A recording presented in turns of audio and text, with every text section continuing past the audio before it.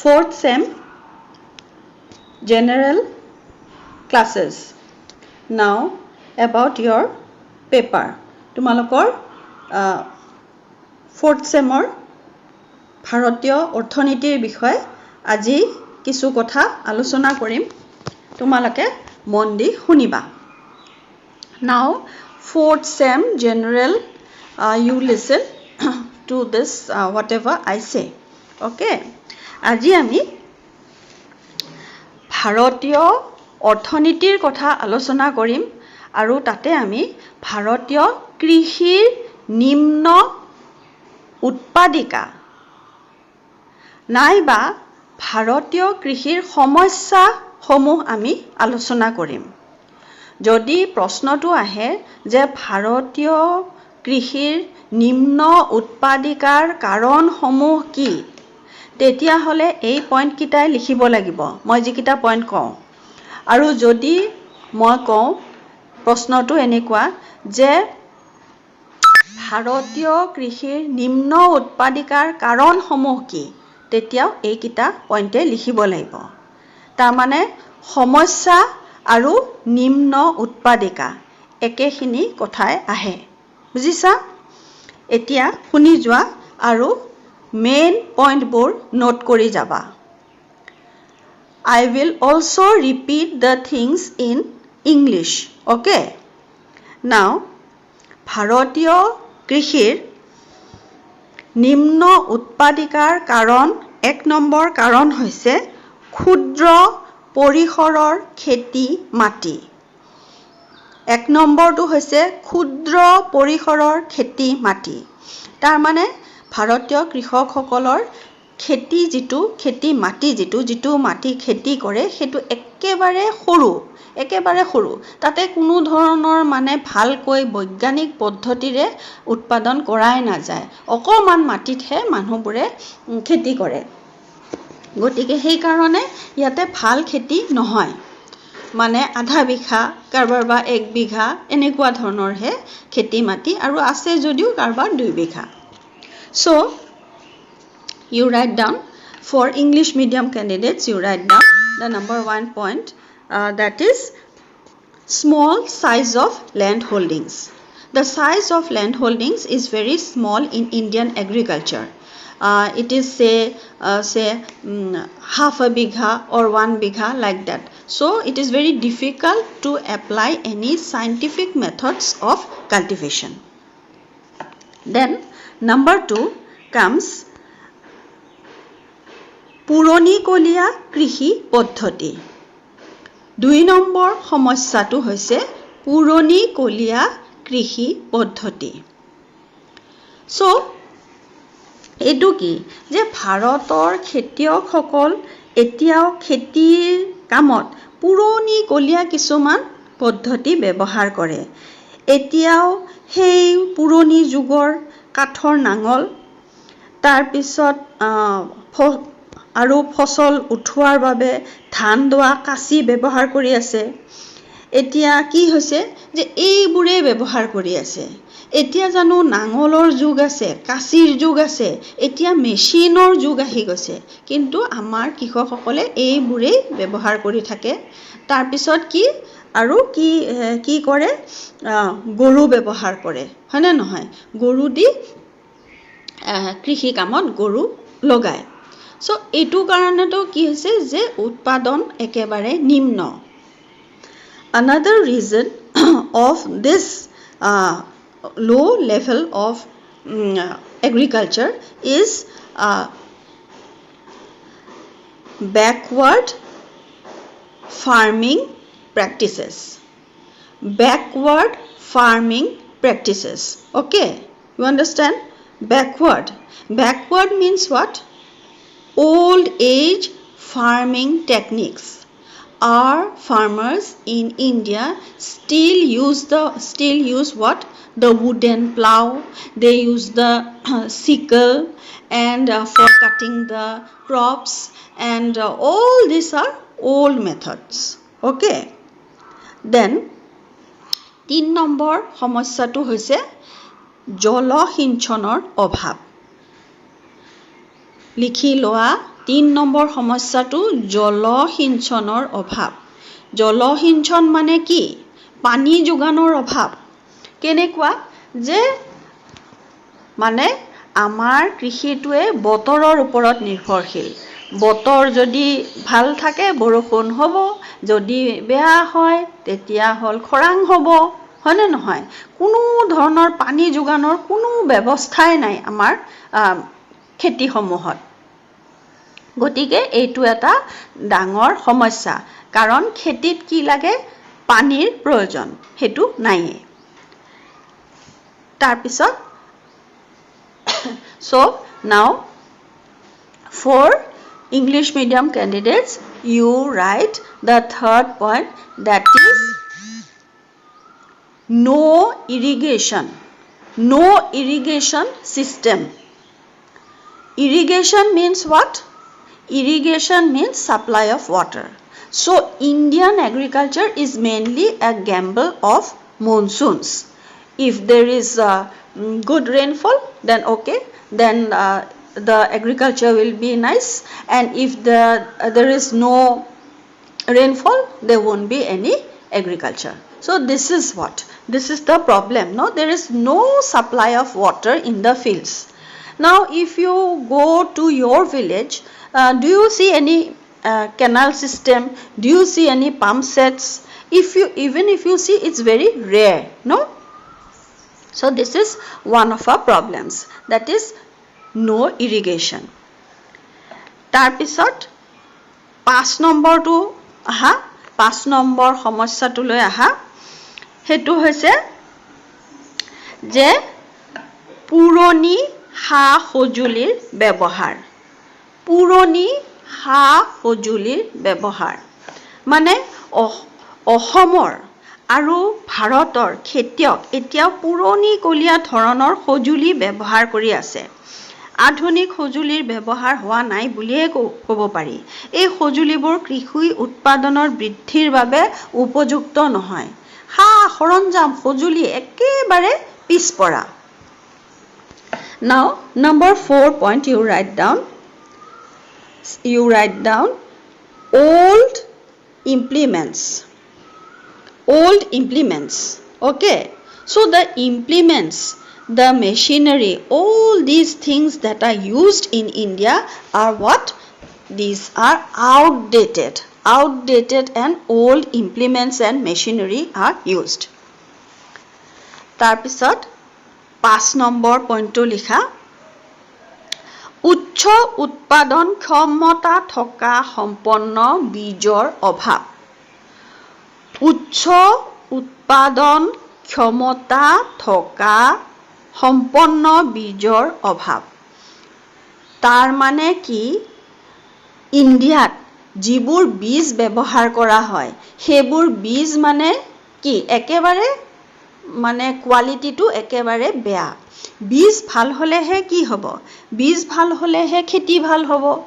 গছটো কি গছৰ ৰোপণ কৰাতে বীজটো ভাল হ'ব লাগে কিন্তু বীজে যদি বেয়া হয় কোৰ পৰা আৰু ভাল গছ হ'ব হয়নে নহয় গতিকে হেতু এটা ডাঙৰ সমস্যা এটো কি বুলি কোৱা হয় যে HYV বীজ ব্যৱহাৰ কৰিব লাগে HYV high yielding variety HYV বীজৰ ব্যৱহাৰ কৰিলেহে খেতি ভাল হয় কিন্তু HYV বীজ ব্যৱহাৰ কৰাই নহয় এতিয়া সোৱা for English medium candidates you write that high yielding variety of seeds are not used so the 5th point is high yielding variety of seeds are not used the seeds that are used in agriculture in India are of a very low quality so that is why the product is low you understand low quality seeds are used so naturally the production is low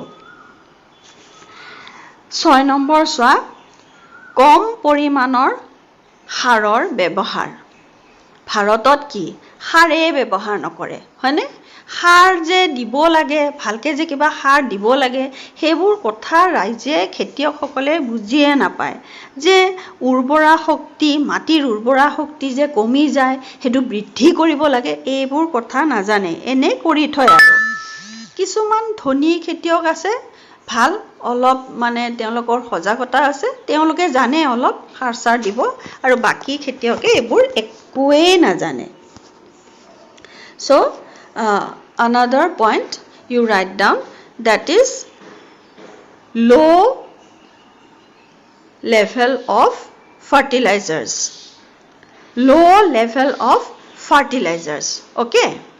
so fertilizers manures are hardly used in Indian agriculture the farmers they are not aware that the quality of the soil deteriorates becomes low so fertilizers must be used they don't know they just go on cultivating the soil no fertilizers nothing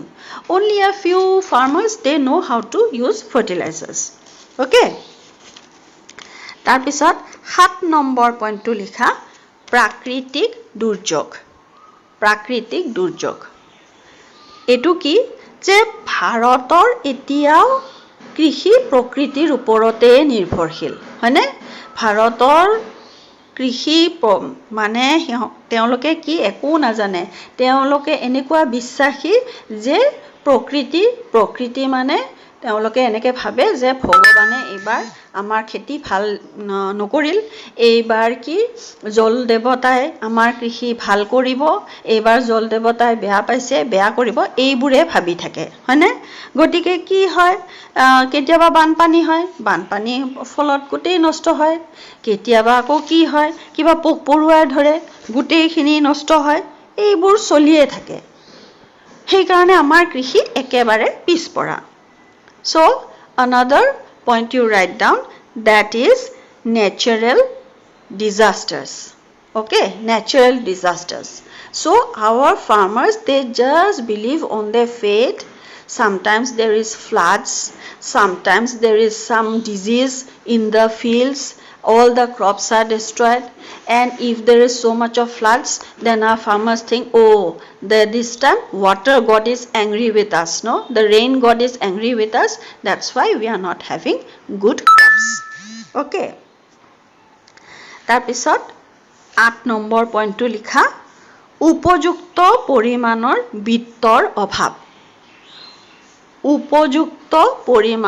বিত্তৰ অভাৱ কি হল কৃষি কৰিবৰ কাৰণে কি লাগে টকা পইচা লাগিব হয়নে নহয় সাৰ কিনিব লাগিব সা সজুলি কিনিব লাগিব তাৰ পিছত তোমাৰ ভাল বীজ কিনিব লাগিব কিন্তু এইবোৰ নাইয়ে হয়নে নহয় এইবোৰ নাই ভাৰতীয় খেতিয়কৰ এইবোৰ কোনো বিত্তই নাই এনেই দৰিদ্ৰ গটিকে সেই কাৰণে কৃষিটো ভালে নহয় so another point you write down low level of finance of the farmers they don't have any money to purchase good quality seeds good machinery etc they don't have all this okay then again ako eta point likha etu ki hobo etu 9 number point hobo likha je উপযুক্ত বজাৰৰ অভাৱ এতিয়া কি হ'ব যে এই যে উৎপাদিত সামগ্ৰী হল যে এই যে শাক পাচলি হল নাইবা গাখীৰ হল নাইবা অন যি সামগ্ৰী হল ধান চাউল কি হেবোৰ কোট বিক্ৰী কৰিব নাজানে কৃষকসকলে লোকেল বজাৰত লৈ যায় কিন্তু বহুত উৎপাদিত সামগ্ৰী কোট লব কেনেকৈ বিক্ৰী কৰিব কেনেকৈ কি কৰিব এইবোৰ একো জ্ঞানে নাই হেতু কাৰণেও আমাৰ কৃষি পিছপৰা so another point is lack of adequate markets okay lack of adequate markets number 9 point there is hardly any the farmers have no knowledge about the markets okay where to sell the goods they have so much of vegetables, they produce so much of vegetables, corn, rice, etc. But they don't know where to sell. So they sell at a very low price in the nearby market and there is no profit. এতিয়া আহো আমি 10 number পইণ্টটো হৈছে যে কি যে কৃষি গৱেষণাৰ অভাৱ ভাৰতত এটো এটা ডাঙৰ অভাৱ বুজি পাইছা যে প্ৰয়োজনৰ অনুসৰি ভাৰতত কোনো কৃষি গৱেষণাই নাই কৃষি গৱেষণা কৰিলে মূল কথাটো কি গৱেষণাৰ দ্বাৰাহে কিবা হয় ৰিসাৰ্চৰ প্ৰয়োজন তেতিয়াহে উন্নত ধৰণৰ কিবা মানে উন্নত ধৰণৰ মানে বীজ হ'ব উন্নত ধৰণৰ কিবা ফল হ'ব এইবোৰ হ'ব কিন্তু একো গৱেষণাই নাই মানুহ একোৱে নাজানে হে পুৰণি কলিয়া পদ্ধতিৰে কৰিয়ে থাকে এটো এটা সমস্যা so another is lack of research in agriculture you understand so there is hardly any research in agriculture people they just don't think that there is a necessity of research in agriculture if there is adequate research in agriculture then there will be new variety of fruits new variety of pulses new variety of all other things no but this research is lacking গতিকে এই 10টা point মই তোমালোকক দিলু তোমালোকৰ এখন কি হ'ব 4th সেমৰ পেপাৰখনৰ ভাৰতীয় অৰ্থনীতিৰ পেপাৰখনৰ এখন পেপাৰ হয়নে 4th sem general so this is your paper on 4th sem general and I have explained to you the problems of Indian agriculture and if the question comes that what is the causes of low productivity of Indian agriculture then these same points you write okay গটিকে এখিনিতে আজি মই সামৰিছো